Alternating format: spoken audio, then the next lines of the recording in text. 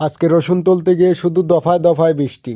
জানি না আমাদের ভাগ্যে কি আছে এখন। একদিকে রসুনের দাম বাজারের তলানিতে, অপরদিকে কামলার দাম আকাশ ছোঁয়া। আমরা কৃষকেরা এত টাকা খরচ করে ফসল ফলাই, এত টাকা ইনভেস্ট করি, কিন্তু বছর শেষে দেখা যায় আমাদেরই লস। এ বিষয়ে সরকারি লোক দায়িত্বে থাকলে এর সঠিক উপকার কৃষকরা কখনোই পায় না।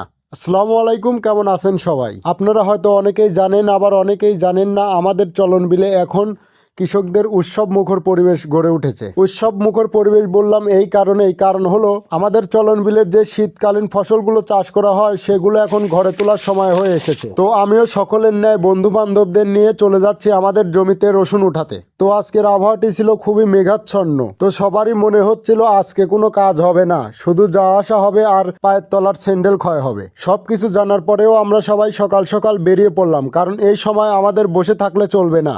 এখনকার প্রতিটি সময়ের মূল্য আমাদের কাছে অনেক অনেক বেশি। তো আমরা সবাই আমাদের বিলের মেঠুপথ দিয়ে হেঁটে যাচ্ছিলাম এবং মেঘাচ্ছন্ন পরিবেশটি উপভোগ করছিলাম।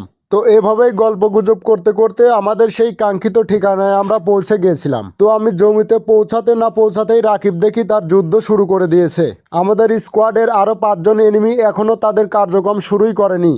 তারা অনেক দূর পথ হেঁটে এসে এখন একটু হাঁপিয়ে গেছে, তাই বিশ্রাম নিচ্ছে। তো আমি তাদের বিশ্রামকে একটু লাড়া দিতে আমাদের জমিতে যে মিষ্টি কুমড়ার গাছগুলো ছিল সেগুলো বেডে ভালোভাবে পেরে দিলাম, যাতে তাদের বিশ্রাম ভঙ্গ হয়। আপনারা একটু ভালো করে লক্ষ্য করলে দেখতে পারবেন যে আমি একা একাই কাজ করছি, তারা কয়েকজন মিলে দাঁড়িয়ে শুধু তামাশা দেখছে।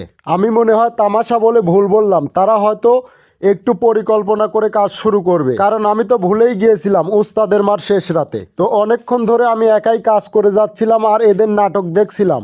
তারপরে কচুগাড়ির ভাষায় কিছু বাংলা গালাগালি করার পর তারা আমার সাথে কাজে লাগে। তো অনেকেই বলতে পারেন কচুগাড়ি ভাষায় গালাগালি আবার কি, তা শুধু গুরদাসপুর ও বড়াই গ্রামের মানুষই বুঝতে পারবে। তো হিন্দিতে একটা প্রবাদ আছে, লাতোকে ভূত বাতোসে নেহি মানতা। তো এই প্রবাদটি আমি হাতে কলমে প্রয়োগ করে দেখলাম যে আসলেই কাজ করে। এটি প্রয়োগের মাত্র 1 ঘন্টার মধ্যেই আমাদের এক সাইডের জমির কাজ সম্পূর্ণ।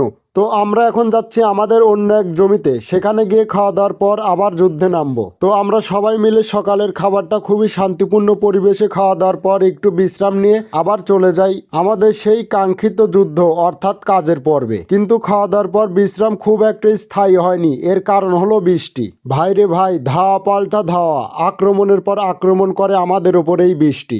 কিন্তু এত এত ধাওয়া পাল্টা ধাওয়া এবং আক্রমণের মধ্য দিয়েও আমাদের এনিমিদেরকে ঠেকাতে পারছে না এই বৃষ্টি। এর মধ্য দিয়ে আমরা কাজ চালিয়ে যাই। তো সর্বশেষ একটা কথা বলি বৃষ্টিকে, তুমি আমাদেরকে আটকাতে পারোনি। তুমি শুধু আজকে একটা কাজই করলে, আমাদের সবাইকে ভেজা বিড়াল বানিয়ে ছাড়লে।